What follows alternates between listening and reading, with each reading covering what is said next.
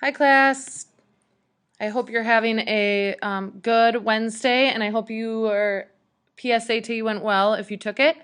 We're on the verge of a nice long weekend, and so bear with me as we do one more lecture before you start your long break. Today, we're going to quickly learn about natural selection. I'm not going to have slides telling you to write stuff down for this one because I want you to write everything down because you probably have never learned about this before. So here we go. Natural selection. Natural selection is the concept or the theory that the individual that is the most adapted to the environment will survive to reproduce. You might have heard survival of the fittest, which is also a true statement. The problem is a lot of kids don't know what being fit means. In the case of natural selection, being fit does not mean being the strongest. It just means if you are able to survive and reproduce, you are the most fit.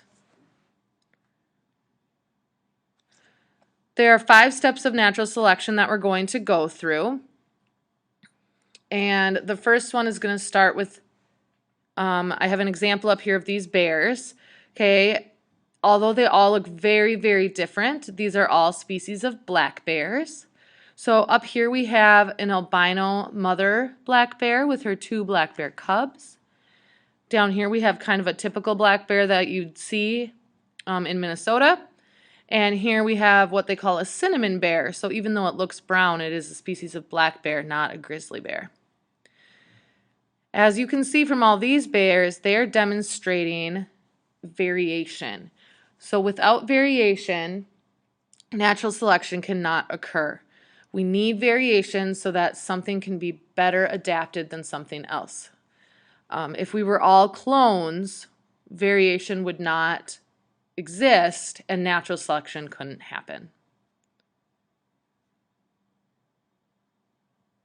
The second step of natural selection is demonstrated by these pictures, and that is competition. Here we have 2 lions fighting over what looks like a mate, 2 ibex fighting. I don't know if this picture of the gorillas is real, but 2 gorillas fighting potentially. Okay.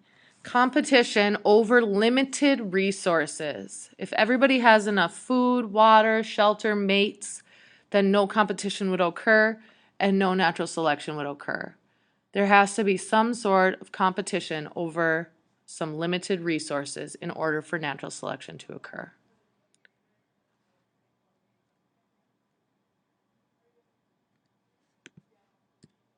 The next step of natural selection is demonstrated by these pictures. Here we have an owl who has caught a mouse. Here we have a praying mantis blending in very well with its environment. And here we have a leaf bug. It's kind of hard to see, but I'll try to outline them for you. They carry almost this leaf-looking pattern on them.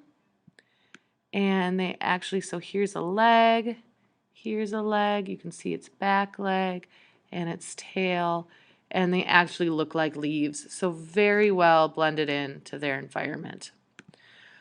If a species has good camouflage, has good seeing, can fly, we call these things adaptations. And step 3 of natural selection is that the organism that survives the best in their environment is the most adapted. The biggest misconception with natural selection occurs at this step, and that is that species can adapt to fit their environment. That's not true. You are either born with an adaptation or you are not. You cannot choose midlife to become more camouflaged. You cannot choose midlife to have better seeing. You cannot choose midlife to be able to fly. Okay, species cannot adapt to their environment. They are either adapted to it when they are born or they are not. So the organism that survives the best in the environment is the most adapted. The most adapted individuals then get to do this. So here we have a mama lion with her lioness cubs. We have baby birds and we have baby berries.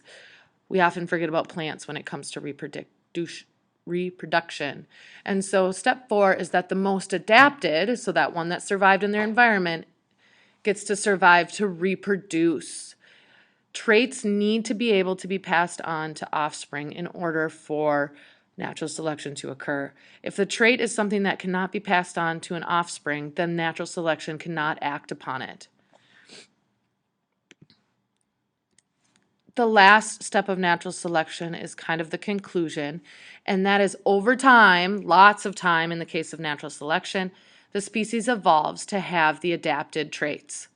So whatever caused the species to survive gets passed on from parent to offspring, or the individual, and over time, that trait, as long as the environment stays stable, that trait will be passed on and on and on, and over time, the whole species will end up having that trait. So here are whales evolving from land mammals and the evolution of horses. Okay, the last term with natural selection is selective pressure. And selective pressure is simply the thing or mechanism that causes natural selection to occur.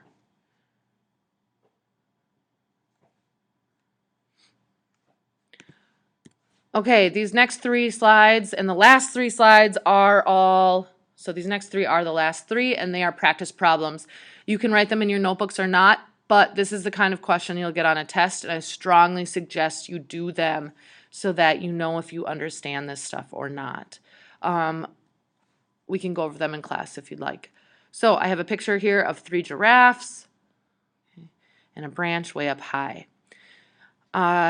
Pause the video and try to figure out what is the variation between the species in this picture, what might they be competing for, which individual would be the most adapted, which one would be able to reproduce, and what would the selective pressure be.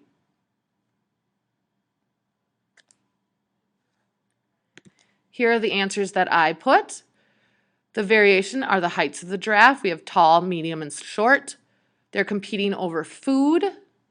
The adaptation would be being the tall giraffe, because that one's probably going to survive because these two won't get food. Tall giraffes then will be the ones that get to reproduce because they're not dead.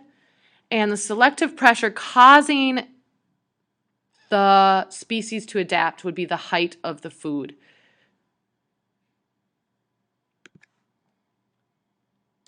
Here's the next one. Pause the video again and give this a try.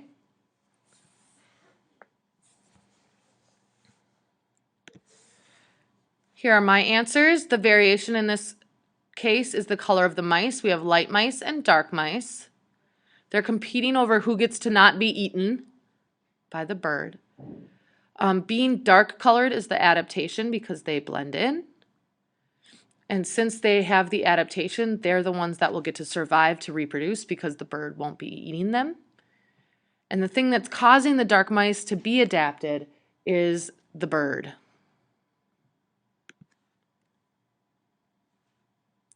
And here is the last one. We have this man who decides to stick his head in an alligator's mouth, and this man who is in a cage next to this, which actually this one down here looks like a crocodile. Pause the video, give yourself a chance to give these a try.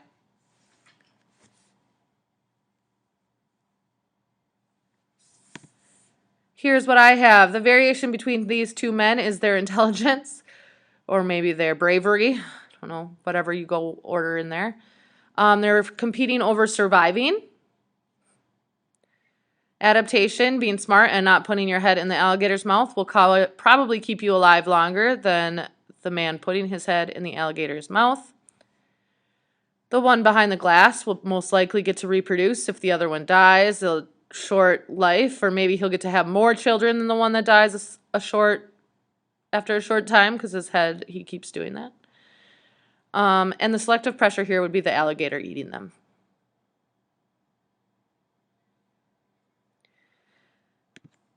that is all I have for you in this video. Please go on to finish the food webs and chains assignment over the MEA break, and I will see you guys Tuesday. You will have an assignment Monday, so please look for that. Have a great weekend.